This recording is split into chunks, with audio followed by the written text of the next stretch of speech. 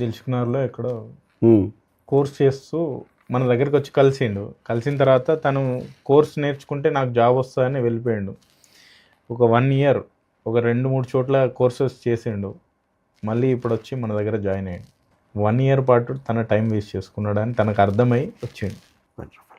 అదే ఎగ్జాంపుల్ నేను చెప్పాలి. ఇట్లాంటి ఎన్ని ఎగ్జాంపుల్స్ ఉన్నాయి మన దగ్గర. చాలా ఉన్నాయి. ఇక్కడికి వచ్చి మన ఫ్లోర్ మీద ట్రయల్ పీరియడ్ ఇస్తే వాళ్ళు ప్రతి ఒక్కరిని కలిసి వాళ్ళు ఏం టైం వేస్ట్ చేసిర్రా, లేకపోతే డైరెక్ట్ 4th ఇయరే వచ్చి జాయిన్ అయిన వాళ్ళు ఏంటి, 6 ఇయర్స్ గ్యాప్ వచ్చి ఇక్కడ జాయిన్ అయిన వాళ్ళు ఏంటి, ఎవరు ఎంత టైం వేస్ట్ చేసుకున్నారని కూడా వాళ్ళు డిస్కస్ చేసుకోవచ్చు. సో కరెక్ట్ ఎగ్జాంపుల్ రాజు.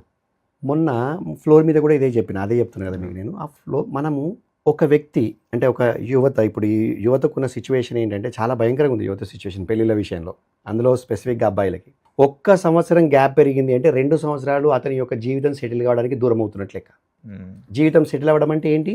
ఆర్థికంగా కావచ్చు, పెళ్లి పరంగా కావచ్చు. లైఫ్లో భార్య కూడా ఇంపార్టెంట్, పెళ్ళి అనేది కూడా చాలా గొప్ప విషయం కదా. ఉద్యోగం ఒకటే గొప్ప విషయం కాదు, కానీ పెళ్ళి, పిల్లలు, తల్లిదండ్రుల కళ్ళ ముందే పిల్లలు సెటిల్ అవ్వడం, ఇవన్నీ కూడా నువ్వు ఒక్కొక్క సంవత్సరం వేస్ట్ చేస్తుంటే 2 సంవత్సరాలు దూరం అవ్వడం జరుగుతుంది. నువ్వు 23 సంవత్సరాలకి నీకు డిగ్రీ అయిపోతే 22 లేదా 23లో డిగ్రీ అయిపోతుంది.